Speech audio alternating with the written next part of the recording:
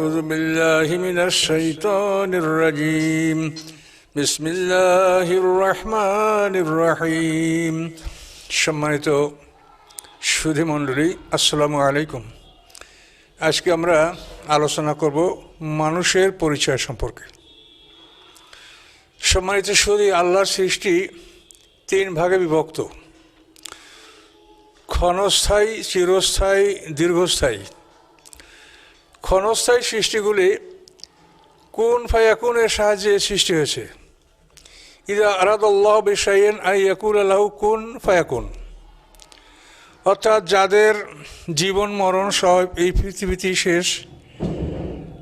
এই পৃথিবীতে আমরা যা কিছু সাধারণ সৃষ্টি দেখতে পাই, পশু পাখি, গাছপালা ইত্যাদি, এগুলি ক্ষণস্থায়ী, কুন ফায়াকুনের মাধ্যমে এগুলি সৃষ্টি হয়েছে। আল্লাহর দ্বিতীয় সৃষ্টি হচ্ছে দীর্ঘস্থায়ী, তা হচ্ছে আকাশ পৃথিবী। আল্লাহ রাব্বুল আলামিন কোরআন পাকে ঘোষণা করেন, ইন্না রাব্বাকুমুল্লাহুল্লাযী খালাকাস সামাওয়াতি ওয়াল আরদা ফী সিত্তাতি আইয়াম। নিশ্চয়ই তোমাদের প্রভু হচ্ছেন তিনি, যিনি 6 দিনে আকাশ পৃথিবী সৃষ্টি করেছেন। 2 দিনে আকাশ, 2 দিনে পৃথিবী, 2 দিনে পৃথিবীর মধ্যে নদী, সমুদ্র, পাহাড়, পর্বত।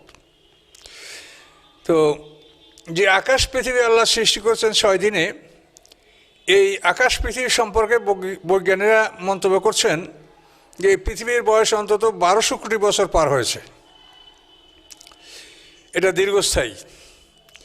আর আরেকটা সৃষ্টি হচ্ছে চিরস্থায়ী, তা হচ্ছে মানুষ। মানুষ চিরস্থায়ী, মানুষের কোনো শেষ নাই।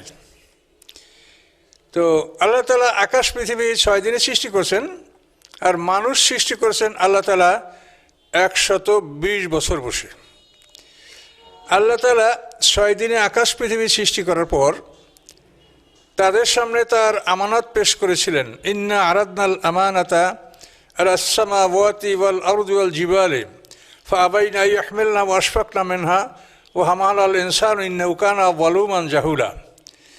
আল্লাহ তাআলা আকাশ পৃথিবীর কাছে তার আমানত তথা আসমানি কিতাব আল কোরআন, এই আমানত পেশ করেছেন, কিন্তু আকাশ পৃথিবী তার এই আমানত গ্রহণ করতে অস্বীকার করেছে এবং ভীত হয়ে গেছে।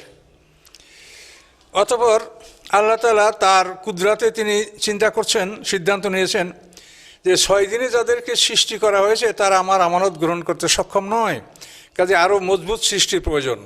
তাই আল্লাহ তাআলা আদম সৃষ্টি করলেন 120 বছর বসে। প্রথমে আল্লাহ তাআলা আদমের মাটিটাকে সমস্ত পৃথিবীর পৃষ্ঠদেশ থেকে সংগ্রহ করেছেন। আদম শব্দ সুরিয়ানি ভাষায় অর্থ হচ্ছে ভূপৃষ্ঠ, সারফেস অফ দ্য আর্থ। খলাকনাল ইনসানা মিন সালসালিম মিন হামাইম মাসনুন ওয়াল জান্না খালাকনাহু মিন ক্বাবলু মিন নারিস সামুম। আল্লাহ রাব্বুল আলামিন ঘোষণা করেন, মানুষকে আমি সৃষ্টি করেছি সলসল থেকে, যে সলসল নেওয়া হয়েছে হামাইম মাসনুন থেকে। তো হামাইম মাসনুন হলো কিচড় কাদা, যে কাদার থেকে দুর্গন্ধ আসে। তো আল্লাহ তাআলা তার কুদরতি হাত দ্বারা যে এক মুষ্টি মাটি সংগ্রহ করেছেন, এই মাটির উপরে আল্লাহ তাআলা এক নাগারে 40 বছর বৃষ্টি বর্ষিয়েছেন। ফলে সেই মাটিটা হামাইম মাসনুন তথা দুর্গন্ধময় কাদা, এই দুর্গন্ধময় কাদায় পরিণত হয়েছে। পরবর্তীতে আবার ওই মাটিটাকে আল্লাহ তাআলা এক নাগারে 40 বছর পর্যন্ত রৌদ্রে শুকিয়েছেন। ফলে সেই মাটিটা হয়েছে সলসলেন কাল ফাখার, সলসলেন মিন হামাইম মাসনুন, যে মাটিটা ঠোকা দিলে ঝনঝন করে বাজে। তাহলে এই সলসল নেওয়া হয়েছে হামাইম মাসনুন থেকে। তো হামাইম মাসনুন হয়েছে প্রথম 40 বছরে, দ্বিতীয় 40 বছরে সলসলেন কাল ফাখার। আর ইন্না খালাকনাহুম মিন তিনিন লাজিব, অন্য আয়াতে বলেছেন যে আমি মানুষ সৃষ্টি করেছি তিনিন লাজিব থেকে, অর্থাৎ প্লাস্টিক কেলে বা গাড়া কাদার থেকে। তো এই সলসল থেকে আবার গাড়া কাদায় রূপান্তরিত করেছেন আল্লাহ তাআলা। এই সলসলকে পৃথিবীর সমস্ত ধরনের পানি দ্বারা ভিজিয়ে মেজে মেজে তাকে গাড়া কাদা বা প্লাস্টিক কেলে এই গাড়া কাদায় পরিণত করেছেন। করে 340-120 বছর আনতে মক্কা এবং তায়েফের মাঝখানে দহন নামী জায়গায় বসে আল্লাহ তাআলা আদম আলাইহিস সালামের মাটির দেহটাকে সৃষ্টি করেছেন। তো এখানে 2টা শব্দ, খলাকনাল ইনসানা মিন সালসালিম মিন হামাইম মাসনুন ওয়াল জান্না খালাকনাহু মিন নারিস সামুম। তো এখানে জান শব্দের অর্থ হলো অন্ধকার, যেমন সূরা আনামের মধ্যে আছে, ইব্রাহিম আলাইহিস সালাম সম্পর্কে আল্লাহ বলছেন, ফালাম্মা জান্না আলাইহিল লাইলু রাআ কাওকাবা, রাত যখন তার উপরে অন্ধকার হলো, অন্ধকার ঘনীভূত হলো, তখন তিনি তারকা দেখতে পেলেন। তো জান্নাহ শব্দের অর্থ অন্ধকার, যা দেখা যায় না। আর ইনসান শব্দের অর্থ হচ্ছে আনাসাত থেকে, আনাসা মানে দেখা। যেমন মুসা সালাম বলছেন, ইন্নী আনাস্তু মিন জানিবি তুরে নারা, তো আনাস্তু মানে আমি দেখেছি। তো আনাসা মানে দেখা, এর থেকে ইনসান অর্থাৎ মানুষকে দেখা যায়, আর জান হলো অন্ধকার, জিন জাতিকে দেখা যায় না। তো আল্লাহ রাব্বুল আলামিন এভাবে আদম আলাইহিস সালামকে সৃষ্টি করেছেন। সৃষ্টি করার পরে পায়ের দিক থেকে রুহ ছেড়ে দিয়েছেন। তো এই রুহ হাঁটু পর্যন্ত আসার পরে আদম আলাইহিস সালাম দাঁড়াবার চেষ্টা করেছেন, যার জন্য আল্লাহ বলেছেন ওয়া খুলিকাল ইনসানু আজুলা, মানুষকে অত্যন্ত ব্যস্ত সৃষ্টি করা হয়েছে। এই রুহ যখন আদম আলাইহিস সালামের মস্তিষ্কের মধ্যে ঢুকেছে, আদম আলাইহিস সালামের মস্তিষ্ক সুরসুর করে উঠেছে, তখন আদম আলাইহিস সালাম হাসি দিয়েছেন, হাসি দিয়েই বলেছেন আলহামদুলিল্লাহ। এবং আল্লাহ তাআলা এই কথায় খুশি হয়ে তিনি বলেছেন যে, বান্দা, তোমাকে আমি সৃষ্টি করেছি এবং তোমার মুখের প্রথম কথা আলহামদুলিল্লাহ, অর্থাৎ সমস্ত প্রশংসা আল্লাহর। তো আমিও তোমার জন্য দোয়া করে দিলাম, ইয়ারহামুকুমুল্লাহ। আল্লাহ তাআলা আদম আলাইহিস সালামকেই দোয়া করে দিলেন। অর্থাৎ হাসি দিয়ে আমরা বলবো আলহামদুলিল্লাহ, আর এটা যে শুনবে তার জন্য ইয়ারহামুকুমুল্লাহ এটা বলা ওয়াজিব, এবং এই জবাবটা আল্লাহ তাআলা দিয়েছেন। এক মজলিসে একজনের জন্য 3 বার হাসির জবাব দেওয়া ওয়াজিব, এরপর আর নয়। তারপর মজলিস পাল্টাইলে আবার নূতন হুকুম। তো সম্মানিত সুধী, আদম আলাইহিস সালামের মস্তিষ্ক থেকে এই হাসির সাথে কিছু একটা ফ্লুইড, একটা তরল পদার্থ বেরিয়ে আসছিল। এই তরল পদার্থের মধ্যে ছিল একটা স্পার্ম, যে স্পার্মের সাহায্যে মহিলারা, শুক্রকীটের সাহায্যে মহিলারা গর্ভবতী হয়। এই স্পার্মটা বের হয়ে আসার ফলে আল্লাহ তাআলা জিবরিল আমিনকে বললেন যে এই স্পার্মটা হেফাজত করো, এটাকে একটা বিশেষ কাজে ব্যবহার করা হবে। আল্লাহর হুকুমে জিবরিল আমিন এই স্পার্মটাকে হেফাজত করেছেন, এবং পরবর্তীতে হযরত মরিয়ম আলাইহিস সালাম থেকে যখন ঈসা আলাইহিস সালাম ভূমিষ্ঠ হবেন, তখন আল্লাহ তাআলা, যে কোরআন শরীফে বিস্তারিত আলোচনা আছে, যে জিবরিল আমিন তার সামনে সুন্দর পুরুষের বেশে হাজির হয়ে তাকে একটা পুত্র সন্তানের সুসংবাদ শুনিয়েছেন, এবং ফুঁক দিয়ে বাতাসের সাহায্যে এই স্পার্মটাই মরিয়মের জনিদারে প্রবেশের ব্যবস্থা করে দিয়েছেন। মরিয়ম গর্ভবতী হয়েছে এবং ঈসা আলাইহিস সালাম ভূমিষ্ঠ হয়েছে। সম্মানিত সুধী, এখান থেকে আমাদের সামান্য কিছু তথ্য আমরা নেব। আদম আলাইহিস সালামকে আল্লাহ সৃষ্টি করেছেন পৃথিবীর বুকে। সৃষ্টি করার পরে আল্লাহ তাআলা আদম আলাইহিস সালামকে সমস্ত বিষয়ের জ্ঞান দান করেছেন। ও আল্লামা আদামাল আসমা কুল্লাহা, সমস্ত বিষয়ের জ্ঞান দান করার পরে আল্লাহ তাআলা ফেরেশতাদেরকে বলেছেন যে এইসব বিষয়গুলি কি, এর নাম বলো, উপকারিতা বলো। ফেরেশতারা বলল, আপনার পবিত্রতা, আপনি যে জ্ঞান দান করেছেন আমাদেরকে, এর বাইরে আমাদের কোনো জ্ঞান নাই, আমরা এগুলো বলতে পারি না। তখন না আল্লাহ তাআলা আদম আলাইহিস সালামকে বললেন যে তুমি বলো। তখন আদম আলাইহিস সালাম প্রত্যেকটা জিনিসের নাম এবং তার উদ্দেশ্য, উপকারিতা সব আদম আলাইহিস সালাম বলে দিলেন। এ থেকেই ফেরেশতাদের অন্তরে একটা বিশ্বাস জন্মিল যে আদম আমাদের চাইতে জ্ঞানী। ফেরেশতারা মনে মনে ভেবেছিল যে যদিও আল্লাহ তাআলা নতুন একটা মাখলুক সৃষ্টি করেন, কিন্তু তবু সেই মাখলুকটা মানে আমাদের মতো জ্ঞানী হবে না। এটা ছিল ফেরেশতাদের মনের মধ্যে একটা ধারণা। কিন্তু আল্লাহ তাআলা আদম আলাইহিস সালামকে জ্ঞান দান করে সম্মান দিলেন, এবং পরে বললেন যে আমি জানি তোমরা যে অন্তরে গোপন রাখো, যা প্রকাশ করো, আমি সবই জানি। আল্লাহ এই কথা বলে ফেরেশতাদেরকে সতর্ক করলেন। আদম আলাইহিস সালামকে জ্ঞান দান করা হলো। এরপর তাকে সেজদা করার জন্য ফেরেশতাদেরকে আদেশ দেওয়া হলো। ফেরেশতারা স্বেচ্ছায় সেজদা করলেন, যেহেতু আদম আলাইহিস সালাম সেজদার যোগ্য, সম্মান পাওয়ার যোগ্য, যেহেতু সে তাদের সাথে জ্ঞানী। তো এখানে আদম আলাইহিস সালামকে ফেরেশতারা সেজদা করলো, কিন্তু ফেরেশতাদের মধ্যে একজন ছিলেন ইবলিস, সেই কিন্তু আবা ওয়াস্তাকবারা ওয়া কানা মিনাল কাফিরিন। এই ইবলিস আদমকে সেজদা করলো না। তো জিন জাতি এবং ইবলিস এর মধ্যে কিন্তু একটা ব্যবধান আছে। জিনেরা ধোঁয়াবিহীন আগুন দ্বারা সৃষ্টি, যেটা কোরআনে বলা আছে মিন নারিস সামুম, ধোঁয়াবিহীন আগুন দ্বারা জিন জাতি সৃষ্টি করা হয়েছে। আগুনের সাথে ধোঁয়া মিশ্রিত না থাকলে আগুন চোখে দেখা যায় না, এই জন্য জিন জাতিকে আমরা চোখে দেখতে পাই না, যেহেতু তারা ধোঁয়াবিহীন আগুন দ্বারা সৃষ্টি। তো এখানে আল্লাহ তাআলার এই সৃষ্টির মধ্যে দুইটা ভাগ হয়ে গেল এই আদমকে সৃষ্টির প্রসঙ্গকে কেন্দ্র করে। অর্থাৎ আদমকে সৃষ্টি করতে সেজদা করতে অস্বীকার করলো আজাজিল বা ইবলিস। এই ইবলিস ইতিহাসটা সংক্ষেপে বলছি। এর ইতিহাস হলো এই যে আমাদের আগে এই পৃথিবীতে ছিল জিন জাতি, যেটা কোরআনে আল্লাহ ভাবে বলেছেন, খলাকনাল ইনসানা মিন সালসালিম মিন হামাইম মাসনুন ওয়াল জান্না খলাকনাহু মিন ক্বাবলু মিন নারিস সামুম। অর্থাৎ আদমের আগে এই পৃথিবীতে ধোঁয়াবিহীন আগুন দ্বারা আল্লাহ তাআলা জিন জাতিকে সৃষ্টি করেছেন। এই জিন জাতিদেরকে আল্লাহ তাআলা লক্ষ লক্ষ বছর এই পৃথিবীর খেলাফত এবং দায়িত্ব, পৃথিবীর সব নেয়ামত ভোগ দখল করার অধিকার দিয়েছেন। কিন্তু পরে তারা যখন ব্যাপকভাবে নাফরমানি করতে শুরু করলো এবং পৃথিবীতে রক্তপাত এবং ফাসাদ সৃষ্টি করলো, তখন আল্লাহ তাআলা জিবরিল আমিনকে পাঠিয়ে দিলেন একদল ফেরেশতা সহ, যে জিন জাতিকে আমার সরল জমিন থেকে তাড়িয়ে দাও। তো তাফসিরে ভাষা ফা তরাদাহু মিনাল জাযাইর ওয়াল জিবাল। তো এভাবে জিবরিল আমিন ওদেরকে পাহাড়ে, জঙ্গলে, দ্বীপে তাড়ায় দিলেন। তাড়ায় দেওয়ার পরে উনি সার্ভে করে দেখছেন যে পৃথিবীটা পরিষ্কার হয়েছে কিনা। দেখে হ্যাঁ হয়েছে, কিন্তু এক জায়গায় জিনেটা বাচ্চা পড়ে আছে। এই বাচ্চাটাকে উনি উঠালেন যে এটাকে তার মা বাবার কাছে পৌঁছিয়ে দেওয়া দরকার, যেহেতু বাচ্চাটা তো নাবালেগ, নিষ্পাপ।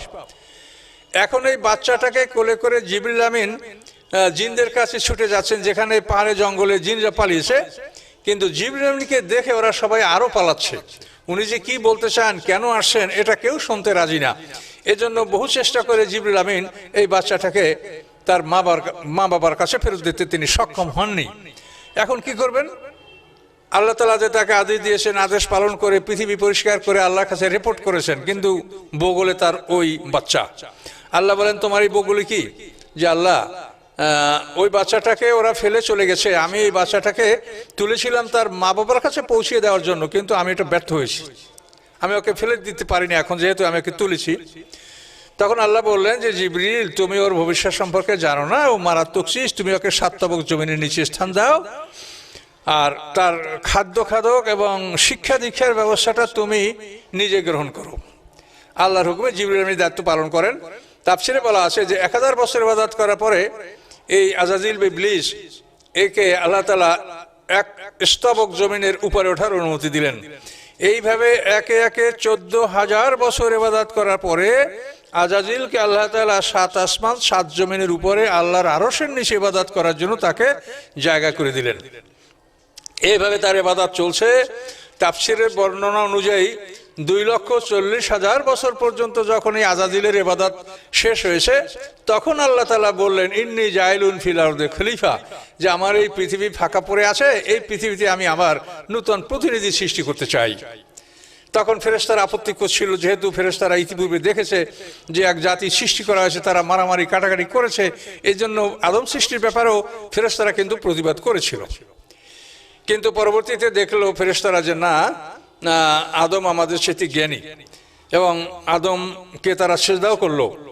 কিন্তু এই সেজদা করার পরেও ফেরেশতারা আল্লাহর কাছে আবারও ক্ষমা চাইলো যে আল্লাহ, আমরা যে আদম সৃষ্টির ব্যাপারে প্রতিবাদ করেছিলাম, এটা আমাদের অন্যায় হয়ে গেছে। তখন ফেরেশতারা সপ্ত আকাশের উপরে তাদের কিবলা বাইতুল মামুর, এই বাইতুল মামুর তওয়াফ করে আল্লাহর কাছে তারা ক্ষমা চাইলো যে আদম সৃষ্টির ব্যাপারে যে আমরা আপত্তি করেছিলাম, এই জন্য আপনার কাছে আমরা ক্ষমা প্রার্থী।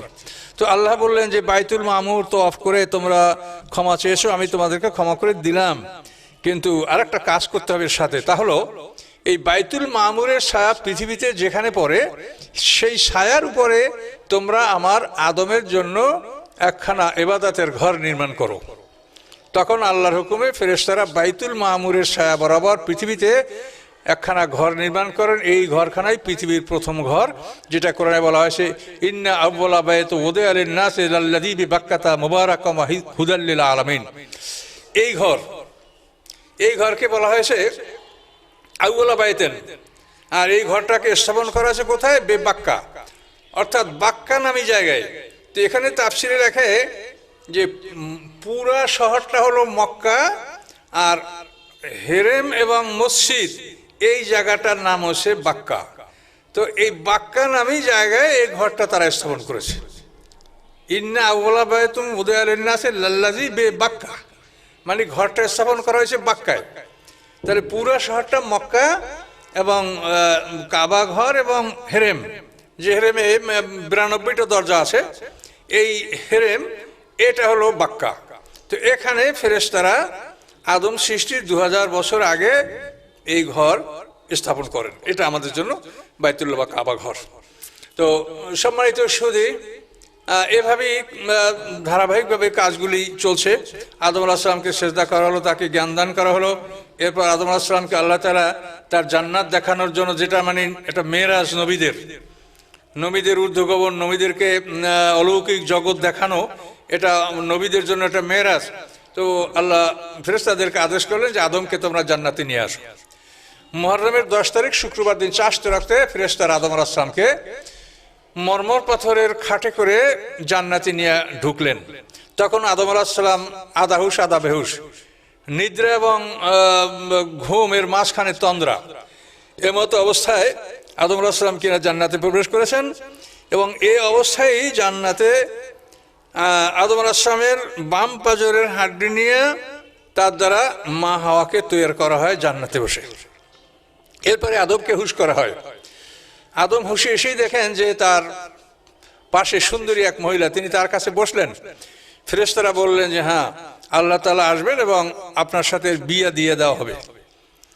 তো এর মধ্যে আল্লাহ তাআলা আসলেন এবং আল্লাহ তাআলা আদম হওয়ার বিয়ার ব্যবস্থা করলেন এবং খুতবাটা দিলেন স্বয়ং আল্লাহ তাআলা। আল্লাহ তাআলার খুতবাটা এভাবেই: আলহামদু সানাই ওয়াল আজমাতু ইজারি ওয়াল কিবরিয়াউ রিদাই ওয়াল খলকু কুল্লুম আবিদি ওয়া সুক্কানুস সামাওয়াতি ওয়াল আরদ ওয়া হামালাতু আরশি ইশহাদু ইন্নী জাওয়াজতু আদমা বাদিয়া খালকি সুনাইদি আমাতি হাওয়া আলা সিদাকে তাহলিলি ওয়া তাসবিহি উসকুন আনতা ওয়া জাওজুকাল জান্নাতা ওয়াকুলা মিনহা রাগাদান হাইসু শি'তুমা ওয়ালা তাকরাবা হাযিহিশ শাজারাতা ফাতাকুনা মিনাজ জালিমিন। এই খুতবাটা আল্লাহ তাআলা স্বয়ং দিয়েছেন আদম হওয়ার বিয়ার খুতবা। যে বিবাহ আল্লাহ পড়ান সেই বিবাহে কোনো মহারানা বা সাক্ষীর প্রয়োজন হয় না। তো এখানে আল্লাহ বলছেন আলা সিদাকে তাহলিলি ও তাসবিহি, মহার হচ্ছে আমার তাসবিহ ও তাহলিল। তো আল্লাহ তাআলা আদম আলাইহিস সালাম বিয়া পড়াইছেন।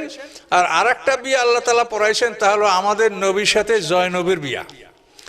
জয়নব বিনতে জাহাসের সাথে যখন আল্লাহ রসুলের বিয়া হবে, তো এখানে আল্লাহ রসুলের এটা ছিল একটা লজ্জার ব্যাপার। একদিকে এই বিয়াটা ছিল আল্লাহ রসুলের 5 নম্বর বিয়া, যেহেতু অন্য অন্য মুসলমানদের জন্য 4 বিয়েই শেষ, কিন্তু এই বিয়ে ছিল আল্লাহ রসুলের 5 নম্বর বিয়া। আর আরেকটা সমস্যা ছিল যে এই জয়নবের বিয়া হয়েছিল প্রথম আল্লাহ রসুলের এক ধর্ম ছেলের সাথে, যায়েদ ইবনে হারিসা। তো আরব দেশে এটা প্রথা ছিল যে ধর্মছেলের স্ত্রীকে নিজের পুত্রবধূর মতোই মনে করা হতো এবং তার সাথে বিয়া হওয়া এটাকে হারাম মনে করা হতো। তো এই প্রথাটাকে আল্লাহ উচ্ছেদ করবেন বলেই আল্লাহ তাআলা, তার এটা উদ্দেশ্য ছিল, এই জন্যই তিনি তার রসুলকে বললেন যে জায়েদ যখন জয়নবকে তালাক দিবে তুমি তখন তাকে বিয়া করে নাও। ফালাম্মা কাজা জাইদুম মিনহা ওয়াতারা জাওয়াজনাকাহা, আল্লাহ বলেন যে জায়েদ যখন তালাক সম্পন্ন করলো, তো আমি আল্লাহ তোমার সাথে জয়নবকে বিয়ে দিয়ে দিলাম। যেহেতু আল্লাহ রসুল এই বিষয়টায় নিয়ে খুব লজ্জিত ছিলেন এবং এই বিষয়টি নিয়ে মুনাফিকরাও ব্যাপক আল্লাহ রসুলের সমালোচনা করেছিল, কিন্তু আল্লাহ বলছেন যে না, যে যারা সত্যকে প্রচার করবে তারা একমাত্র আল্লাহকেই ভয় করবে, ওয়ালা ইয়াখশাউনা ইল্লাল্লাহ। এভাবে সামনে আয়াতে আল্লাহ বলেছেন যে আল্লাযীনা ইউবাল্লিগুনা রিসালাতাল্লাহি ওয়া ইয়াখশাউনাহু ওয়ালা ইয়াখশাউনা আহাদান ইল্লাল্লাহ। যে রিসালাত, যে রাসূলের কাছে যে ওহীগুলি আসে সেগুলিকে রিসালাত বলা হয়। তো এই রিসালাত প্রচারের ব্যাপারে আল্লাহ ছাড়া তারা আর কাউকে ভয় করবে না, সমাজকে না, মুনাফিকদেরকে না, সমালোচনা নয়। কাজে এই জন্য আল্লাহ বলছেন যে হ্যাঁ, তোমাকে জায়েদের স্ত্রী বিয়ে করে প্রমাণ করতে হবে যে মুখ ডাকা সন্তান, ধর্ম সন্তান, এই সন্তান না, এবং তার স্ত্রী তার বাবার জন্য হারাম না। এটা প্রমাণ করার জন্য আল্লাহ তাআলা এই আদেশ দিয়েছেন। তো এই আদেশের ব্যাপারে আল্লাহ রসুল কিছুটা লজ্জাবোধ করতেছিলেন। তো এখানে সেটা আল্লাহ তাআলা এই জন্য বললেন যে আমি তোমার সাথে জয়নবী বিয়ে দিয়ে দিলাম।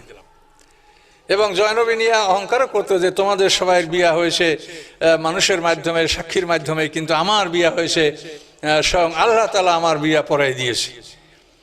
এটা কোরআনের ভাষায় এটা বলা হয়েছে যে আমি ফালাম্মা কাজা যাইদুম মিনহা ওয়াতারা জাওয়াজনাকাহা, আর আমি তোমার সাথে জয়নবের বিয়ে দিয়ে দিলাম। তো সম্মানিত সুধী, আদম হাওয়ার বিয়ে হয়ে গেল, তারা জান্নাতে বসবাস করছে। আল্লাহ তাআলা শয়তানকে দেখায় দিলেন এবং বললেন, ইন্না হাযা আদুবুল্লাকা ওয়া লিজাওজিকা ফালা ইউখরিজান্নাকুমা মিনাল জান্নাতি ফাতাশকা। আল্লাহ বলে দিলেন, এই শয়তান তোমারও শত্রু, তোমার স্ত্রীর শত্রু। ও যদি তোমাদেরকে জান্নাত থেকে বহিষ্কার করতে চায় বা বহিষ্কার করতে পারে, তাহলে ফাতাশকা, তোমাদেরকে একটা শ্রমময় জীবন যাপন করতে হবে। এখানে তাশকা মোশাক্কাত থেকে নেওয়া হয়েছে। সাক্কা মানে হতভাগা বা দুর্ভাগ্যবান হওয়া নয়, এখানে তাশকা শব্দটা মোশাক্কাত অর্থাৎ কষ্ট, অর্থাৎ কষ্টকর জীবন যাপন করতে হবে, শ্রমময় জীবন যাপন করতে হবে, এ কথাটা আল্লাহ বলেছেন।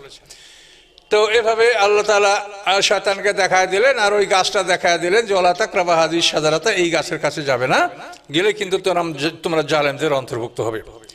এরপরে শয়তান অনেক কৌশল করে সে জান্নাতের দরজায় আইসা, মানে তাফসীরে বলা আছে যে 100 বছর কান্নাকাটি করেছে, তার ডাকে কেউ সাড়া দেয় না।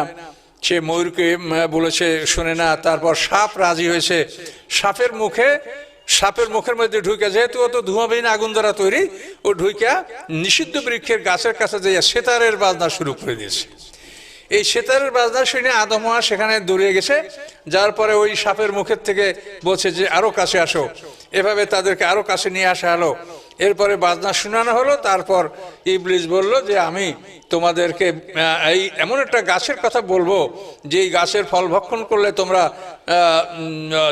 অমর হয়ে থাকবে, তোমরা রাজা হবে এবং এমন সাম্রাজ্যের অধিপতি তোমরা হবে যা কোনোদিন তোমাদের নষ্ট হবে না, ধ্বংস হবে না। সেটা কি, যে এই গাছের ফল তোমরা ভক্ষণ করো। কিন্তু প্রথমে আদম হাওয়া তো অস্বীকার করলেন, কিন্তু শেষ পর্যন্ত ইবলিস ওয়াকাসামাহুমা ইন্নী লাকুমা লামিনান নাসিহিন, আল্লাহর নামে কসম করে ইবলিস বলল যে আমি আল্লাহর কসম করে বলছি যে আমি তোমাদের ভালোর জন্য এটা বলছি।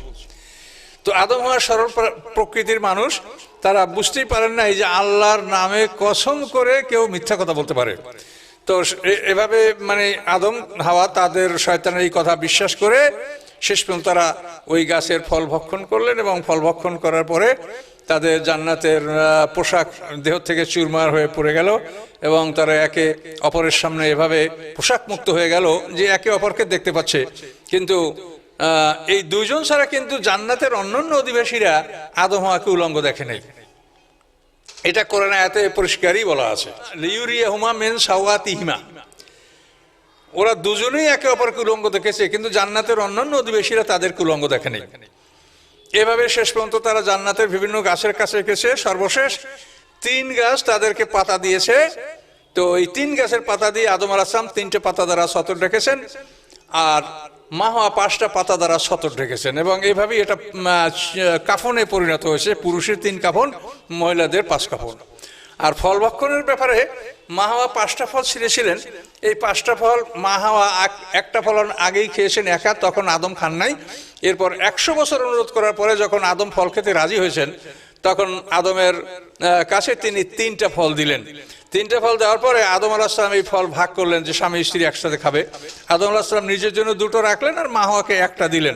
তো আদম যে এই ভাগটা করলেন, এই ভাগটাই আল্লাহ তাআলা মানে চিরন্তন করে নিলেন কিয়ামত পর্যন্ত, যে এইটাই ভাগ হবে, পুরুষে 2 ভাগ পাবে এবং মহিলারা 1 ভাগ পাবে। আর একটা ফল মা হাওয়া লুকিয়ে রাখলেন। এটা সম্পর্কে তাফসীরে বলা আছে যে এটা হলো মহিলাদের মধ্যে লুকানো একটা স্বভাব, যে মহিলারা কোনো জিনিস একটু লুকিয়ে রাখে, এটা কিন্তু চুরি না, এটা মহিলারা কাউকে দিবেও না বা নষ্টও করবে না, প্রয়োজনে স্বামীকেই দিবে, কিন্তু তারা এটা লুকিয়ে রেখে মনে একটা আনন্দ পায়, এটা তাদের একটা স্বভাব। কাজেই এই প্রকৃতিগুলি তাফসীরে বলা আছে। তো আমরা সংক্ষিপ্ত আকারে কথা বলতে চাই, এগুলা খুব দীর্ঘ কথা, তা আমরা অতখানি দীর্ঘায়িত করব না। তো এখানে আমাদের যে বিষয়গুলি লক্ষণীয় সেটা হলো এই যে আল্লাহ তাআলা মানুষ সৃষ্টি করার প্রস্তাব করে সৃষ্টি করলেন শুধু আদমকে, আদম আর হাওয়া দুজনকে কিন্তু আল্লাহ সৃষ্টি করেন নাই। তাহলে ইন্নী জাইলুন ফিল আরদে খলিফা, এই খলিফা আমি বানাবো, প্রতিনিধি আমি সৃষ্টি করব, এই প্রতিনিধি হিসেবে আল্লাহ তাআলা কিন্তু এখানে শুধু আদমকেই সৃষ্টি করেছেন। পরবর্তীতে আদমের হাড্ডি থেকে জান্নাতে বসে মা হাওয়াকে সৃষ্টি করছেন, এবং সেই মা হাওয়াকে আবার আদমের সাথে মিলিয়ে দিয়েছেন। তাহলে প্রত্যেকটি স্ত্রী তার স্বামীর হাড্ডি থেকে তৈরি এবং স্বামীর সাথে মিলিয়ে দিলে স্বামী স্ত্রী মিলে একটা পূর্ণাঙ্গ মানুষ হয় বা পূর্ণাঙ্গ পুরুষ হয়। এদেরকে পৃথক করলে তারা কিছুই হয় না, 99 পয়সা 1 টাকা না, আর 1 পয়সাও একটা টাকার মর্যাদা পায় না। কাজে নারী পুরুষ মিলে হয় মানুষ। এ হলো একটা থিওরি। 2 নম্বর তথ্য হলো যে আল্লাহ তাআলা মা হাওয়াকে জান্নাতে বসে সৃষ্টি করলেন। তো এই মা হাওয়াকে জান্নাতে বসে সৃষ্টি করার মাধ্যমে আমরা একটা বুঝতে পারি যে আমাদের মা জাতির সৃষ্টিটা জান্নাতে হয়েছে। এই জন্য মা জাতির অত্যন্ত বিলাসী এবং ঊর্ধ্বমুখী, দুনিয়ার কোনো জিনিসে তার মন ভরে না, যেহেতু সে জান্নাতে তৈরি হয়েছে। এবং জান্নাতে তৈরি হয়েছে বলেই আল্লাহ তাআলা রেশম এবং স্বর্ণ এই দুইটি জিনিস মহিলাদের জন্য আল্লাহ তাআলা বৈধ করে দিয়েছেন। এটা কিন্তু পুরুষের জন্য ব্যবহার করা হারাম, যেহেতু এই দুইটা স্বর্ণ এবং রেশম এই দুইটা জিনিস হলো জান্নাতের পোশাক, আর মহিলাদেরকে জান্নাতে তৈরি করা হয়েছে।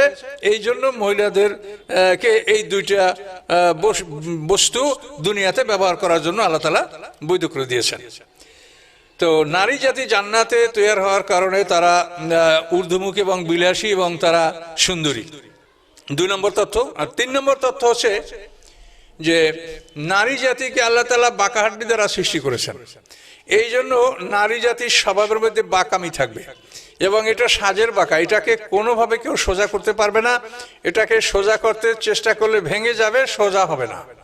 কাজেই নারীর বাঁকামি সোজা করার চেষ্টা করা এটা ভুল, এটাকে সোজা করা যাবে না, যে কোনোভাবে এটাকে ম্যানেজ করতে হবে।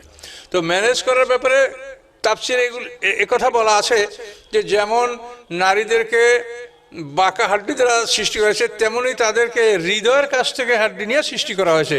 কাজে নারীদেরকে হৃদয়ের কাছে স্থান দিলেই সমস্যার সমাধান হওয়ার সম্ভাবনা বেশি। তো এভাবে আল্লাহ তাআলা নারী পুরুষের সৃষ্টি করেছেন। এরপরে কোরআন পাকে সূরা তাহার মধ্যে এভাবে বলা আছে, ওয়া আসা আদম রাব্বুহু ফাগাওয়া সুম্মা ইজতাবাহু রাব্বুহু ফাতাবা আলাইহি ওয়া হাদা ক্বালা হাবিতা মিন্না জামিয়া। আদম আল্লাহর হুকুমের অবাধ্যতা করেছে, সে পথহারা হয়েছে। অতঃপর আল্লাহ তাআলা আদমকে সম্মানিত করেছেন, মনোনীত করেছেন, তার তওবা কবুল করেছেন, হেদায়েত দান করেছেন। হেদায়েত দান করার পরে তারপর বলেছেন ক্বালা হাবিতা মিন্না জামিয়া, তোমরা এখান থেকে নেমে পড়ো।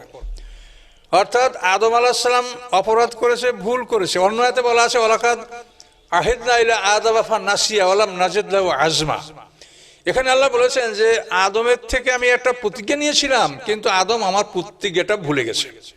তো ভুলে গেলে সেটা পাপ হয় না। যেমন আমরা যদি ভুলে রমজান মাসে রোজা রেখে খানা খাই, তাহলে আমাদের রোজা নষ্ট হয় না। তাহলে এর থেকে বোঝা যায় যে ভুলে কিছু করলে সেটা গুনাহ কবিরা হয় না কোনোভাবেই। গুনাহ কবিরা ওই গুনাহগুলোকেই বলা হয় যেই কাজগুলা কোরআনে নিষেধ করা হয়েছে এবং তার শাস্তি উল্লেখ করা হয়েছে, এমন পাপগুলোকেই গুনাহ কবিরা বলা হয়। কাজে আদম আলাইহিস সালাম সম্পর্কে কোরআনে বলা আছে নাসিয়া, তিনি ভুলে গেছেন। কাজে এটা আদম আলাইহিস সালামের জন্য কোনো ক্রমেই একটা বড় ধরনের গুনাহ হয় নাই। তো আদম আলাইহিস সালামকে আল্লাহ তাআলা জান্নাতেই ক্ষমা করে দিয়েছেন এবং তাকে দুনিয়ায় পাঠানো হয়েছে এই কারণে যে গাছের ফল আল্লাহ নিষিদ্ধ করেছেন, ওই গাছের ফলের বৈশিষ্ট্য হলো এই যে ওই গাছের ফল খেলে অল্প সময়ের মধ্যে মানুষের পেটের মধ্যে প্রস্রাব পায়খানার ব্যাগ হবে, আর জান্নাতে প্রস্রাব পায়খানার ব্যবস্থা নাই। এই জন্য আল্লাহ বলছেন যে তোমরা যে ফল ভক্ষণ করেছো তোমাদেরকে সম্মান দিলাম, ক্ষমা করে দিলাম, তোমাদের দোয়া কবুল করলাম। যেহেতু ওই আদম হাওয়া দোয়া করেছে ফাতালাক্কা আদমের রব্বি কালেমাতেন, তো এই কালেমাগুলি তাফসিরে বলা হয়েছে রব্বানা যালামনা আনফুসানা ওয়া ইল্লাম তাগফির লানা ওয়া তারহামনা লানাকুনান্না মিনাল খাসিরিন। এই দোয়াগুলি পড়ে আদম আলাইহিস সালাম, মা হাওয়া আলাইহিস সালাম আল্লাহর কাছে ক্ষমা চেয়েছেন এবং তিনি ক্ষমা করে দিয়েছেন। কিন্তু তারপরও জান্নাত থেকে নামানোর উদ্দেশ্য হচ্ছে যে গাছের ফল তারা ভক্ষণ করেছে তা অতি অল্প সময়ের মধ্যেই তাদের পেটের মধ্যে প্রস্রাব পায়খানার ব্যাগ হবে, আর জান্নাতে প্রস্রাব পায়খানার কোনো ব্যবস্থা নাই। আল্লাহ তাআলা জিবরিল আমিনকে বলেছেন যে তুমি আদম হাওয়ার সাথে পৃথিবীতে চলে যাও, সঠিকভাবে তাদেরকে বসবাস করার জায়গা তুমি দেখিয়ে দাও এবং জান্নাত থেকে পর্যাপ্ত পরিমাণ জান্নাতের ফলমূল সাথে করে নিয়ে যাও, যে পৃথিবীতে যাওয়ার পরে পৃথিবীর খাদ্য খাদক তৈরি করতে অনেক দেরি হবে, ইতিমধ্যে যেন আদম হাওয়া অনাহারে না থাকে, কাজে তাদের জন্য জান্নাত থেকে পর্যাপ্ত পরিমাণের ফলমূল তুমি সাথে করে নিয়ে যাও। এইভাবে আদম আলাইহিস সালাম এর সাথে মা হাওয়ার সাথে জিবরিল আমিন ছিলেন, তিনি পৃথিবী এসে পৃথিবীর সমস্ত কাজকর্মগুলি তাদেরকে শিখিয়ে দিয়েছেন। কিভাবে গাড়ি বানাতে হবে, কিভাবে চাকা বানাতে হবে, কিভাবে আগুন ধরাতে হবে, এই সমস্ত বিষয়গুলি আদম আলাইহিস সালামকে জিবরিল আমিন শিখিয়ে দিয়েছেন। এইভাবে আদম হাওয়ার বসবাস পৃথিবীতে শুরু হয়েছে। তবে এখানে বিভিন্ন তাফসিরের যে বিভিন্ন কথা আছে, যে আদমকে স্মরণদ্বীপে ফেলানো হয়েছিল, মা হাওয়াকে জিদ্দায় ফেলানো হয়েছিল, এ ধরনের কথা অনেক তাফসিরেই আছে। কিন্তু এই কথাগুলি সম্পর্কে আমরা সংক্ষিপ্ত আকারে এটাই বলতে চাই যে এটা যদি হয়েই থাকে যে আদম আলাইহিস সালামকে হিন্দুস্তানের জাবালে নুদের উপরে নিক্ষেপ করা আছে, এটা বিভিন্ন তাফসিরে আছে। তো এখানে আমরা বলবো যে এটা তাহলে ওই সময়ের কথা হবে যখন পৃথিবীটা 7টা মহাদেশে বিভক্ত ছিল না। কোরআন পাক আল্লাহ বলেছেন, আওয়ালাম ইয়ারাল্লাযীনা কাফারু আন্নাস সামাওয়াতি ওয়াল আরদা কানাতা রাতকান ফাফাতাকনাহুমা। পৃথিবীটা কম্প্যাক্ট ছিল, এটা কেন্দ্রীভূত ছিল, এটাকে পরে ফাঁকা ফাঁকা করা হয়েছে। মানুষ যখন বেড়েছে তখন আল্লাহ তাআলা মাঝখানে নদী সমুদ্র সৃষ্টি করে পৃথিবীটাকে ফাঁকা ফাঁকা করে দিয়েছে, যাতে আবহাওয়া এবং জলবায়ু ভালো থাকে, এই জন্য আল্লাহ করেছেন। তো যখন আদম হাওয়ায় 2টা মানুষ ছিল, তখন এটা সম্ভব যে ওই জাবালে নুদ এখন যেখানে বা শ্রীলঙ্কা যেখানে, এইগুলি কাবা ঘরের ওই জিদ্দার ওই অঞ্চলেই কম্প্যাক্ট ছিল, পরে এটা ভেঙে পৃথক হয়ে গেছে। কিন্তু আদম হাওয়াকে আল্লাহ তাআলা শাস্তিমূলক কোনো ব্যবহার আদম আলাইহিস সালামের আর মা হাওয়ার সাথে আল্লাহ রাব্বুল আলামিন কোনো শাস্তিমূলক ব্যবহার তিনি করেন নাই। এরপর আদম হাওয়া পৃথিবীতে আসেন এবং পৃথিবীতে তাদের বংশ বিস্তার হয়েছে। আদম হাওয়ার থেকে 120 জোড়া সন্তান পৃথিবীতে আসে। তো এরপরে আদম আলাইহিস সালাম 1000 বছর হায়াত পেয়েছেন। আদম আলাইহিস সালামের 1 বছর পরে মা হাওয়া ইন্তেকাল করেছেন, এই পৃথিবীতে তাদের জীবনযাপন শুরু হয়েছে। তো আমি এখন এই কথাটা এদিকে না যেয়ে এখন অন্যদিকে নিব, যে মানুষের পরিচয় সম্পর্কে কথা বলছি। তো আল্লাহর সৃষ্টি হলো ক্ষণস্থায়ী, দীর্ঘস্থায়ী, চিরস্থায়ী। তাহলে মানুষ হলো চিরস্থায়ী। এখন মানুষ চিরস্থায়ী হলো কি করে? আমরা তো দেখতে পাচ্ছি যে মানুষ 50-60 বছর পরে মরে যায়। তো মানুষ চিরস্থায়ী তার প্রমাণ হলো কোরআনের আয়াত। কোরআনে আল্লাহ রাব্বুল আলামিন বলেন, ওয়াম্মাল্লাযিনা সুইদু ফাফিল জান্নাতি খালিদিনা ফিহা মা দামাতিস সামাওয়াতু ওয়াল আরদু ইল্লা মা শাআ রাব্বুকা আতাআন গায়রা মাজুজ। আল্লাহ বলেন, যারা হবে ভাগ্যবান তারা জান্নাতে অনন্তকাল থাকবে, যতদিন পর্যন্ত সেই জান্নাতের ওই জগতের আকাশ পৃথিবী বিদ্যমান থাকবে ততদিন পর্যন্ত তাদের হায়াত থাকবে। ওয়াম্মাল্লাযিনা শাকু ফাফিন নারে লাহুম ফিহা জাফিরুন ওয়া শাহীক খালিদিনা ফিহা মা দামাতিস সামাওয়াতু ওয়াল আরদু ইল্লা মা শাআ রাব্বুকা ইন্না রাব্বাকা ফাআলুল লিমা ইউরিদ। আর যারা হতভাগা হবে, দুর্ভাগ্যবান হবে, তারাও জাহান্নামে ওরকম চিৎকার করবে, আর্তনাদ করবে, এবং এইভাবে ওই আকাশ পৃথিবী যতদিন স্থায়ী থাকবে ততদিন পর্যন্ত তারাও থাকবে। তাহলে মানুষ অক্ষয় থাকবে, এটা কোরআনে বলা আছে। মানুষ ছাড়া এই পৃথিবী সম্পর্কে আল্লাহ বলেছেন যে পৃথিবী ধ্বংস হবে। এজা রুজ্জাত রাজ্জা ও বুসাতুল জিবালু বাসা ফাকানাত হাবা মুমবাসা, এরকম আল্লাহ বলেছে যে আকাশ, পৃথিবী, পাহাড়, পর্বত সবই ধ্বংস হবে, আর মানুষ অনন্তকাল থাকবে। কিন্তু মানুষের মাঝখানে একটা মৃত্যু আসে। তো এই কথাটা পরিষ্কার করার জন্য আপনাদেরকে সূরা আনকাবুত থেকে বলছি। আল্লাহ তাআলা সূরা আনকাবুতে বলেন, আহাসাবান নাসু আন ইউতরাকু আন ইয়াকুলু আমান্না হুম লা ইফতানুন। মানুষরা কি ধারণা করেছে যে এই কথার উপরে তাদেরকে ছেড়ে দেওয়া হবে, যে তারা বলে আমরা ঈমান এনেছি, তাদেরকে পরীক্ষা করা হবে না? ওয়ালাকাদ ফাতান্নাল্লাযীনা মিন ক্বাবলিহিম, আল্লাহ বলেন তাদের পূর্ববর্তীদেরকে আমি পরীক্ষা করেছি। ফালা ইয়ালামান্নাল্লাযীনা সাদাকু ওয়া লা ইয়ালামান্নাল কাযিবিন, এবং আল্লাহ তাআলা সত্যবাদীদেরকে জেনে নিয়েছেন এবং ঈমানের দাবিদার যারা তাদের মধ্যে মিথ্যাবাদীদেরকে আল্লাহ তাআলা জেনে নিয়েছেন। তো আল্লাহ তাআলা আমাদেরকে পরীক্ষা করবেন, এবং এই পরীক্ষার পরে আমাদের এই জীবন শুরু হবে। তাহলে এখন আমরা জিনিসটা পরিষ্কার আসতেছি, তাহলে আমাদের মানুষকে আল্লাহ পরীক্ষা না করে গ্রহণ করবেন না। তাহলে এই পৃথিবীটা হচ্ছে মানুষের জন্য পরীক্ষার হল, আর প্রশ্নপত্র হচ্ছে আল কোরআন, উত্তরপত্র হচ্ছে গলায় লটকানো আমলনামা। আর এই দুনিয়াটা হচ্ছে পরীক্ষার হল। এখানে আমরা এক এক ব্যাচ পরীক্ষা দিচ্ছি। পরীক্ষার জন্য এক এক যুগের জন্য এক একটা প্রশ্নপত্র। যেমন মোহাম্মদ সাল্লাল্লাহু আলাইহি ওয়াসাল্লাম থেকে কিয়ামত পর্যন্ত প্রশ্নপত্র হচ্ছে আল কোরআন। ঈসা আলাইহিস সালামের প্রশ্নপত্র ছিল 570 বছর পর্যন্ত। তারপরে দাউদ আলাইহিস সালামের প্রশ্নপত্র ছিল 1000 বছর পর্যন্ত। দাউদ আলাইহিস সালামের পরে সুলাইমান আলাইহিস সালামের প্রশ্নপত্র তাও ছিল 1000 বছর ওরকম। মুসা আলাইহিস সালামের প্রশ্নপত্র ছিল প্রায় 2000 বছর। তো এভাবে প্রত্যেক নবীর আসমানি কিতাব এটা হলো প্রশ্নপত্র। আর নবী এই প্রশ্নপত্র বুঝিয়ে দেওয়ার দায়িত্বে থাকেন এবং নবীর উম্মতরা এই প্রশ্নপত্রের উপরে পরীক্ষা দিবে। হাসর ময়দানে যখন আমরা বিচারের সম্মুখীন হব তখন আমাদের বিচার হবে এভাবে যে মুহাম্মদ সাল্লাল্লাহু আলাইহি ওয়াসাল্লাম কোরআন এবং তার উম্মত, মুসা আলাইহিস সালামের উম্মতের বিচারে ভাবে মুসা আলাইহিস সালাম তাওরাত কিতাব তার উম্মত, ঈসা আলাইহিস সালাম ইনজিল কিতাব তার উম্মত, দাউদ আলাইহিস সালাম জবুর কিতাব তার উম্মত। এই নিয়ে বিচারের মঞ্চ হবে, এভাবে বিচার সংগঠিত হবে।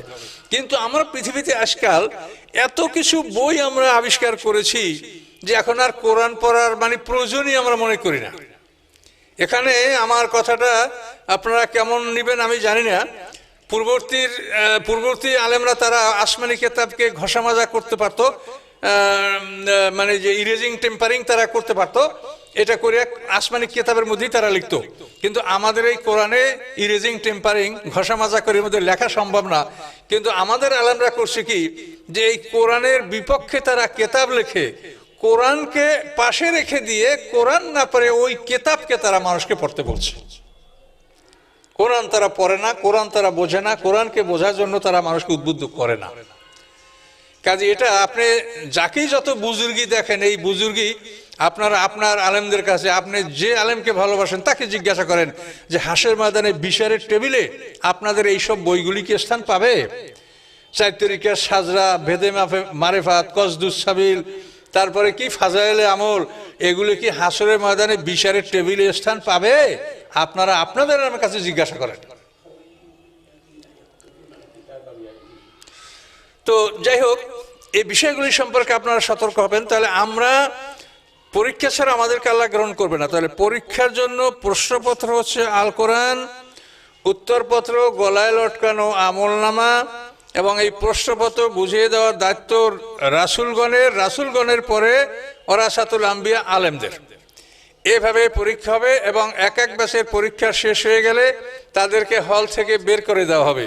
এভাবে সকল ব্যাচের পরীক্ষা শেষ হয়ে গেলে তখন এই পরীক্ষার হলটাকে ভেঙে দেওয়া হবে। তা হল থেকে বের করে দেওয়া, পরীক্ষা হয়ে গেলে হল থেকে বের করে দেওয়া, এটার মানে হচ্ছে যে আমাদের ইন্তেকাল হবে, মৃত্যু হবে, আমাদেরকে এই জগৎ থেকে আমাদেরকে মাটির নিচে ঢুকিয়ে দেওয়া হবে। তো এই যে ইন্তেকাল জিনিসটা কি, এটা কিন্তু একটা বোঝার ব্যাপার। ইন্তেকাল জিনিসটা হচ্ছে যে আল্লাহর সকল সৃষ্টি জোড়া জোড়া, তো মানুষের দেহ এক জোড়া, physical part of the body and spiritual part of the body, মানে বাহ্যিক দেহ এবং আধ্যাত্মিক দেহ।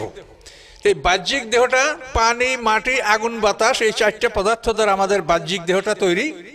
এর সাথে দ্বিতীয় সংযোগ হচ্ছে নফসে মুতমাইন্না, নফসে লাওয়ামা, নফসে আম্মারা, রূহ, এই চারটে সংযোগ। তো 4 আর 4 8, এই 8টা জিনিসের সমন্বয় আমাদের দেহ। কাজেই আল্লাহ তাআলা আমাদের পরীক্ষা শেষ করার পরে আমাদের এই সংযোগ বিচ্ছিন্ন করে দেবেন। সংযোগ বিচ্ছিন্ন করে আমাদের নফসে মুতমাইন্না, নফসে লাওয়ামা, নফসে আম্মারা, রূহ, এই চারটে জিনিসকে রাখবেন ইল্লিন সিজিনে। আর পানি, মাটি, আগুন, বাতাসের দেহ, এই দেহটাকে রাখা হবে মাটির মধ্যে। কোরআন পাকে আল্লাহ তাআলা বলেন, আলাম নাজালিল আরদা কিফাতা আহিয়া আও আমওয়াতা, আল্লাহ বলেন আমি কি এই পৃথিবীকে সংরক্ষণকারী বানাইনি? জীবিতদেরকে সংরক্ষণ করা হয় পৃথিবীর পৃষ্ঠদেশে, আর মৃতদেরকে সংরক্ষণ করা হয় মাটির নিচে। তাহলে এখন পরীক্ষা হয়ে যাওয়ার পরে আমাদেরকে সংযোগ বিচ্ছিন্ন করে রেখে দেওয়া হয়। মানে আমরা যে একেবারে হারিয়ে গেলাম বা শেষ হয়ে গেলাম তা মোটেই না। আমাদের পানি, মাটি, আগুন, বাতাস, এই পদার্থের দেহটা পদার্থের মধ্যে বিলীন হয়ে থাকবে, এই পৃথিবীর গ্র্যাভিটির মধ্যে এটা অবস্থান করবে। আর নফসে মুতমান্না, নফসে আম্মারা, নফসে লাওয়ামা, রূহ, এই চারটে জিনিস ইল্লিন সিজ্জিনে অবস্থান করবে। মুমিনের গুলি ইল্লিনে থাকবে আর কাফের গুলি সিজ্জিনে থাকবে। এইভাবে আমাদের সংযোগ বিচ্ছিন্ন করে রাখা হবে। এই সংযোগ বিচ্ছিন্ন করে রাখার নামটাই আমরা এটাকে বলি মৌত। এখন দেখবেন যে এই যে শীতের মৌসুম শুরু হয়েছে, এখন কিন্তু সমস্ত মসজিদের পাখাগুলি এবং এসিগুলি এগুলিকে অফ করে রাখা হবে। তো এখন এই পাখাগুলি আপনি সংযোগ বিচ্ছিন্ন করে রেখে দিয়েছেন, আবার 3-4 মাস পরে যখন গরম আসবে তখন সংযোগ দিয়া দিলেই আবার পাখাগুলো ঘুরতে শুরু করবে। তো এখন এই 3-4 মাসের জন্য পাখাগুলো মরে গেছে, মানে সংযোগ নাই। এই 3-4 মাসের জন্য যে সংযোগ নাই, পাখাটা মরে গেছে, এর মানে পাখাটার লাইফ শেষ হয়ে গেছে বা লাইফ এক্সপায়ার হয়ে গেছে, এটা তো না। এটাকে আপাতত সংযোগ বিচ্ছিন্ন করে রাখা হয়েছে। কাজে মানুষের মৃত্যুর অর্থই হচ্ছে যে তার সংযোগ বিচ্ছিন্ন করে রাখা, অর্থাৎ তার পরীক্ষা যেটা হওয়ার হয়ে গেছে, এখন তার সংযোগ বিচ্ছিন্ন, এবং এটা যখন পরীক্ষার ফল ঘোষণা করা হবে তখন আবার তাকে সংযোগ দিয়া তাকে মাঠে তোলা হবে। একটা মাইক আপনি যখন ব্যবহার করবেন না, তখন সংযোগ বিচ্ছিন্ন করে বিভিন্ন প্যাকেটে প্যাকেটে ভরে আপনি তাকে আটকায় রাখেন। যখন তাকে আপনি কাজে লাগাবেন, ফাংশনিং তার হবে, তখন আবার তাকে আপনি সংযোগ দিয়ে দিয়া আবার তাকে পুরো মানে কাজে লাগাবেন। ঠিক তেমনিভাবে আল্লাহ তাআলা আমাদের পরীক্ষা হয়ে যাওয়ার পরে আমাদের সংযোগ বিচ্ছিন্ন করে দিয়ে আমাদের পদার্থের দেহটা এই পদার্থের পৃথিবীতে রাখেন। আর নফসে মুতমান্না, নফসে লাওয়ামা, নফসে আম্মারা, রূহ, এই চারটা জিনিসকে ইল্লিন সিজ্জিনে আল্লাহ রাখেন। তো এই অবস্থাটাকে আমরা মৃত্যু বলি, কিন্তু এটা কিন্তু একটা জীবনের অবসান নয় এবং জীবনের সমাপ্তি নয়, এটা আপনাকে বুঝতে হবে। এটা শুধুমাত্র সংযোগ বিচ্ছিন্ন করে রাখা, যে আমাকে যা পরীক্ষা করার তা পরীক্ষা করা হয়ে গেছে, এখন ফলাফল দেওয়া হবে পরীক্ষার, তারপর ঠিকানা দেওয়া হবে। তো এই পরীক্ষার ফলাফল ঘোষণা করে যে ঠিকানা আমাকে আপনাকে ঢুকানো হবে, ওই ঠিকানায় যাওয়ার পরে আমাদের জীবন শুরু হবে। তো এই পৃথিবীতে মানুষের জীবন শুরু হয় না। সম্মানিত সুধী, এই যে আমলনামাটা আমাদের গলায় লটকানো হয়, এটা কিন্তু নাবালেগ বাচ্চাদের গলায় থাকে না। যেহেতু নাবালেগ বাচ্চারা কোনো দায়িত্ব পালন করতে সক্ষম নয়, এই জন্য নাবালেগ বাচ্চারা যে কোরআন পড়ে, হাদিস পড়ে, রোজা রাখে, নামাজ পড়ে, এই নেকামলগুলি আল্লাহ তাআলা তার বাপমার আমলনামায় লিখে দেন। এবং যদি নাবালেগ বাচ্চারা কোনো পাপ করে, আল্লাহ সেটাকে মাফ করে দেন। বালেগ হওয়ার সাথে সাথে তার সমস্ত কার্যক্রম, কথা, সবকিছু লেখা হয়। আর মৃত্যুর সময় দুনিয়ার নিয়ম হলো যে পরীক্ষার হল থেকে বের হওয়ার সময় খাতাটা রেখে দেওয়া হয়, কিন্তু আমাদের এই যে আমরা যে পরীক্ষা আল্লাহর কাছে দিচ্ছি, এই পরীক্ষা দেওয়ার পরে আমাদের খাতাটা রেখে দেওয়া হয় না, এটা কিন্তু আমাদের গলায় থাকে। এই আমলনামাটা আমাদের গলায় থাকে। মানুষটাকে পুড়ে ফেলানো হোক, তাকে শিয়ালে, কুমিরে খাক, যাই হোক, তার আমলনামাটা তার গলায় থাকে এবং হাসরের ময়দানে সে ওটাকে গলায় নিয়েই উঠবে। ওয়াকুল্লা ইনসানিন আলজামনাহু তায়রাহু ফি উনুকিহি ওয়া নুখরিজু লাহু ইয়াওমাল কিয়ামাতি কিতাবান ইয়ালকাহু মানশুরা। তো এই আমলনামাটা আমাদের সাথেই থাকবে, এবং এই আমলনামাটা মানুষকে পুড়ে ফেললে তার আমলনামাটা নষ্ট হবে না, পুড়বে না। এটা থেকেই কিন্তু এই বিমানের যে ফ্লাইট রেকর্ডার আবিষ্কার করা হয়েছে, যে ফ্লাইট রেকর্ডার, বিমান পুড়ে যায় কিন্তু ফ্লাইট রেকর্ডার নষ্ট হয় না, এটা কিন্তু আমলনামা থেকে, ওটার সাথে গবেষণা করে এটাকে আবিষ্কার করা হয়েছে। তো সম্মানিত সুধী, আমাদের এই আমলনামা, এটা আমাদের গলায় থাকবে, এটা নিয়ে হাসরের মধ্যে উঠবো। তো আমাদের এই আমলনামা নিয়ে পরীক্ষাটা কিভাবে হবে? হাসরের মানে সমস্ত মানুষের পরীক্ষা যখন শেষ হয়ে যাবে, পরীক্ষার হল তথা পৃথিবীকে ধ্বংস করে দেওয়া হবে। ইসরাফিলের সিংহার ফুৎকারে গোটা পৃথিবী ধ্বংস হয়ে যাবে। হয়ে যাওয়ার পরে বিচারের মাঠে আমরা সবাই উঠবো। ওঠার পরে সেখানে বিচারের জন্য আমাদেরকে সংযোগ দিয়ে আবার আমাদেরকে পুনরায় আমাদেরকে এভাবে জীবিত করে সংযোগ দেওয়া হবে, এবং আমাদের পরীক্ষা কি দিয়েছি, তাতে পাস কি ফেল করেছি, এই ফলাফলগুলি দেওয়া হবে। তো এই সিংহার ফুৎকার এটা আসবে এখনো সামনে, আমাদের সামনে ইমাম মাহদী আসবেন, ঈসা আলাইহিস সালাম আসবেন। ঈসা আলাইহিস সালামের যুগ পার হয়ে যাওয়ার পরে পৃথিবী আল্লাহ তাআলা ধ্বংস করবেন। ঈসা আলাইহিস সালামের পরে, ঈসা আলাইহিস সালামের ইন্তেকাল করার পরে মানুষের মধ্যে আস্তে আস্তে ঈমান কমতে থাকবে।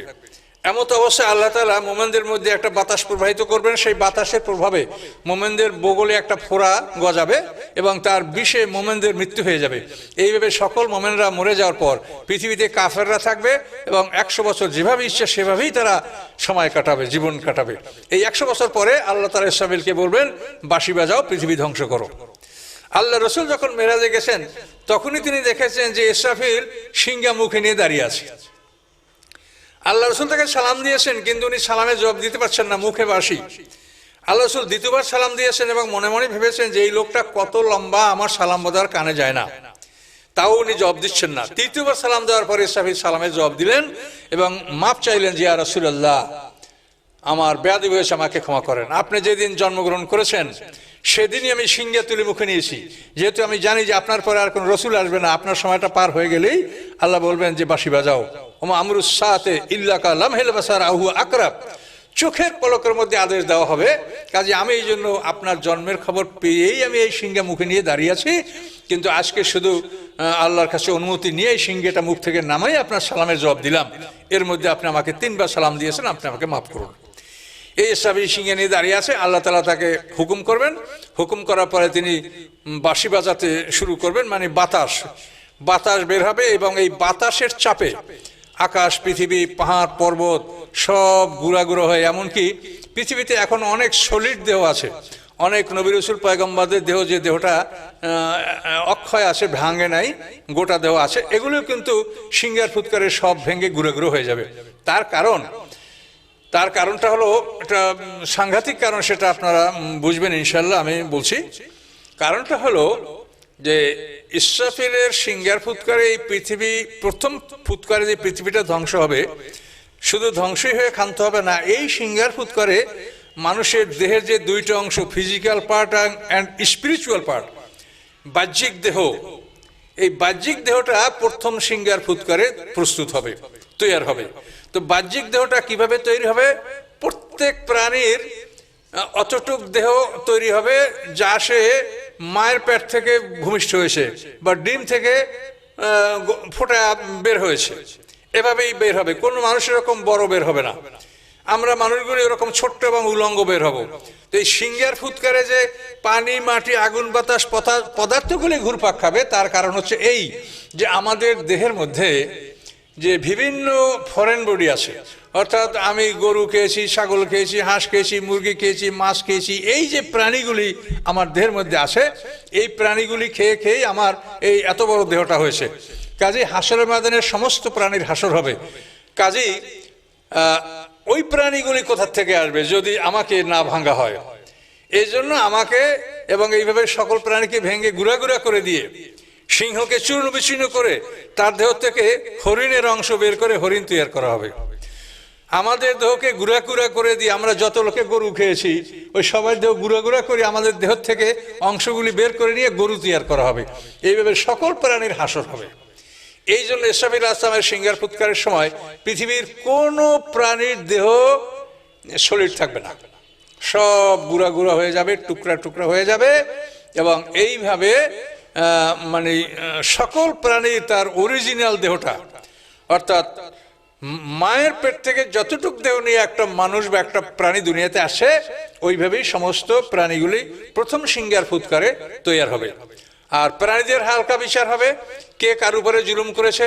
বোচা গরুর শিং নাই, ওই শিংওয়ালা গরু ওকে গুতাইছে দুনিয়াতে, আল্লাহ তাআলা ফেরেশতাদের দ্বারা হিসাব লিখিয়ে রেখেছেন, আজকে বোচা গরুকে শিং দেবে, শিংওয়ালাকে বোচা করবে, বলে যে তোকে কয়টা গুতা মারছিল তুই মার। এভাবে আল্লাহ তাআলা মানে সমস্ত প্রাণীদের থেকে জুলুমের বিচার এটা আল্লাহ করবেন। করার পরে বলবেন কুনি তুরাবা, তোমরা মাটি হয়ে যাও। এভাবে সব মাটি হয়ে যাবে।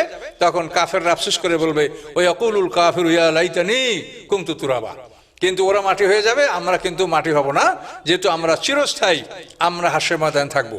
তো এবারে আমরা এভাবে প্রথম সিংহার ফুৎকারে আমাদের মানে পদার্থের দেহটা তৈরি হইয়া আমরা একটা মাটির স্তরে পরিণত হব। এই সিংহার ফুৎকার শেষ হয়ে গেল 40 বছর। এরপরে মাঝখানে 40 বছর বিরতি থাকবে।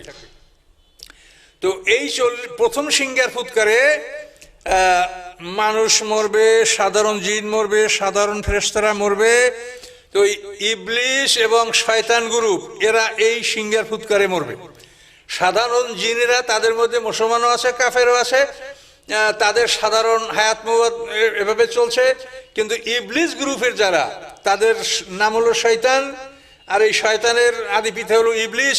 এই গ্রুপের মধ্যে কোনো মোমেন নাই, এরা সব কাফের।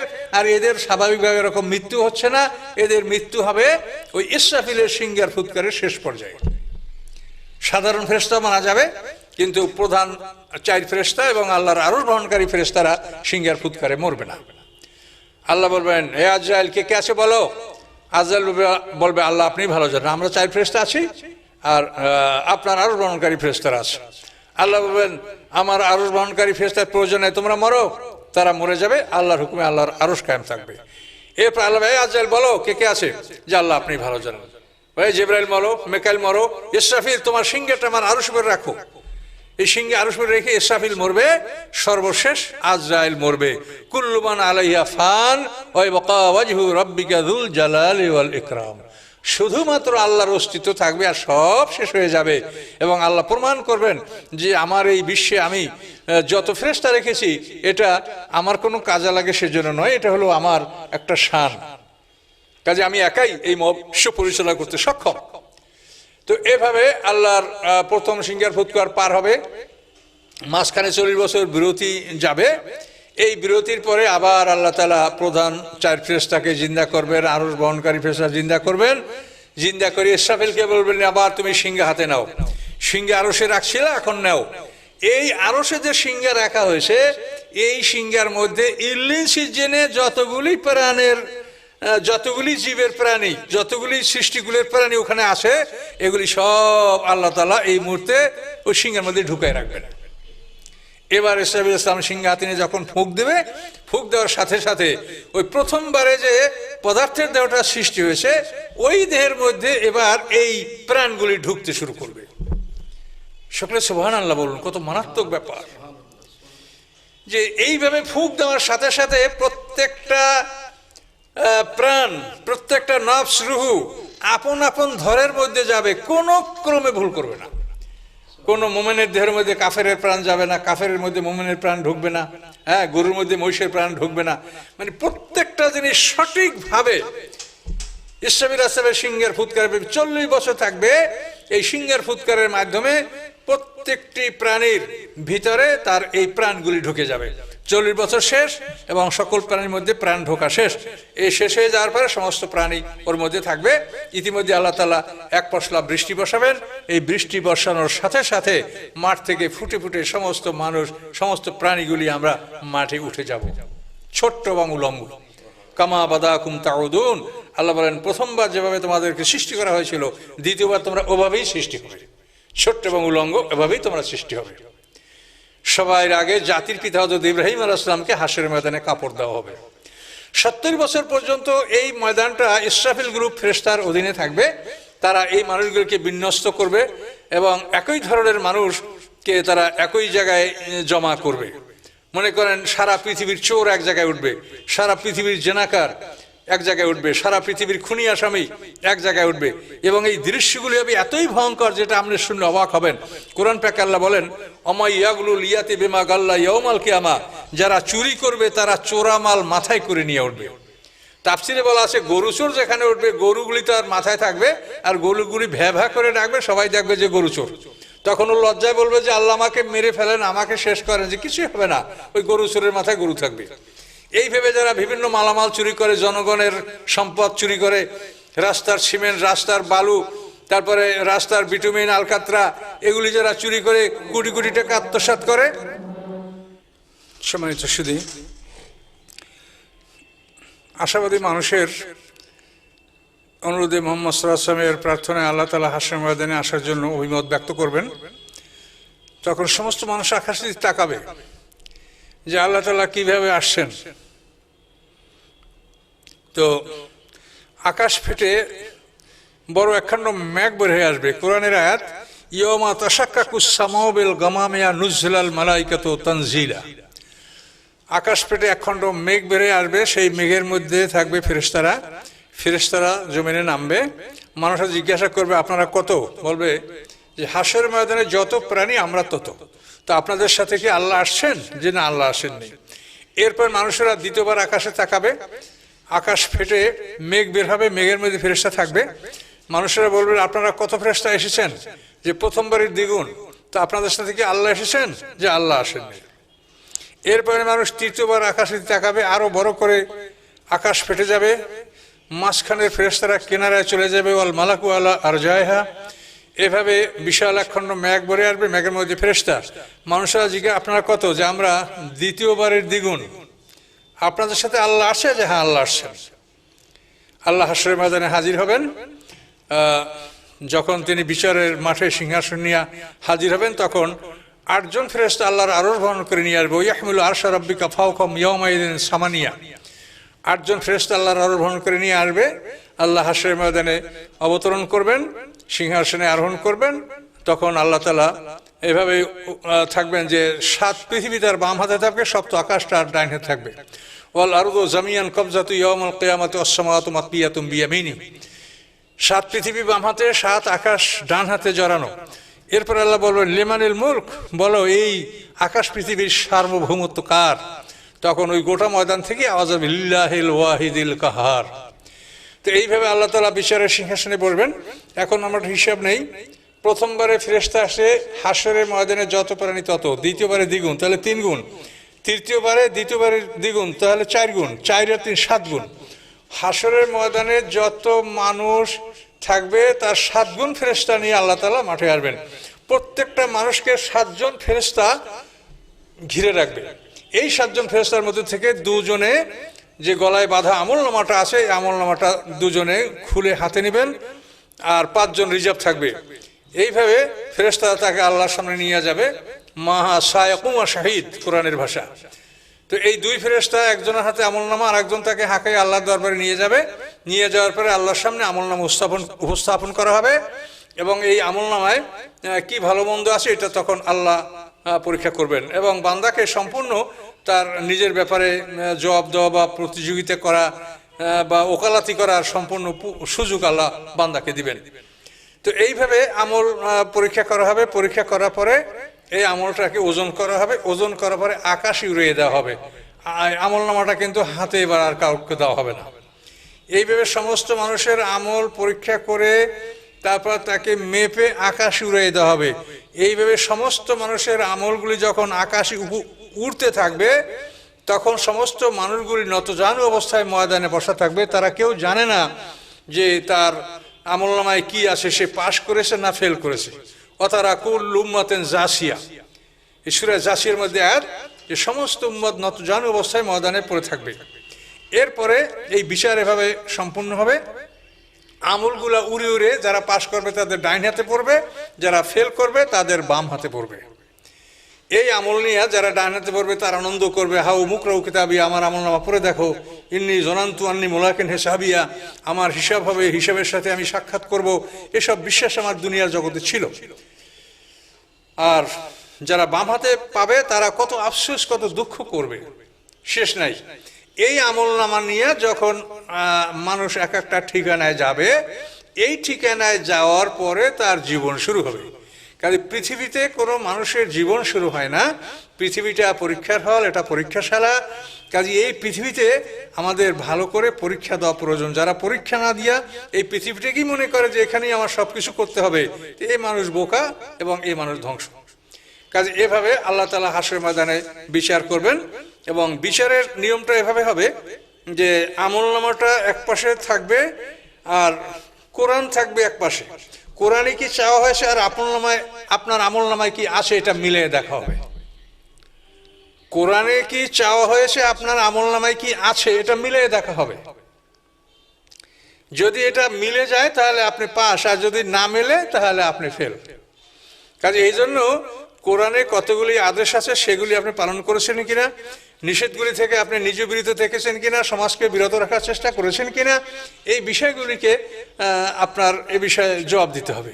এবং এই বিষয়গুলিতে যেটা আপনি করতে পারেন নাই, কেন পারেন নাই, তার উপযুক্ত কৈফিয়ত যদি দিতে না পারেন তাহলে জাহান্নামে যেতে হবে। আর উপযুক্ত কারণ দর্শাতে যদি পারেন যে এই কারণে আমি এই কাজটা করতে পারি নাই, তাহলে সেক্ষেত্রে আপনি মুক্তি পেতে পারেন।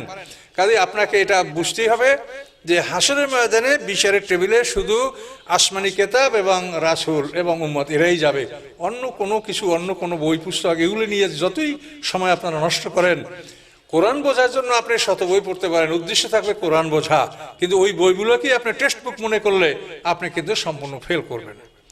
তো এইভাবে হাসরের ময়দানে আল্লাহ রাব্বুল আলামিন বিচার করবেন। 50,000 বছরের সমান একটা দিন এই বিচার সম্পন্ন হবে। এই বিচার সম্পন্ন হওয়ার পরে আল্লাহ তাআলা আবার ওই ফেরেশতাদেরকে নিয়ে আকাশে চলে যাবেন এবং তখন হাসরের ময়দানে দায়িত্ব দুই দল ফেরেশতার গ্রুপের হাতে থাকবে। যারা জান্নাতি রিদওয়ান গ্রুপের ফেরেশতাদের দায়িত্বে তারা থাকবেন, আর যারা জাহান্নামী জাবানিয়া গ্রুপের ফেরেশতারা তাদেরকে হাকায়া জাহান্নামে নিয়ে যাবে।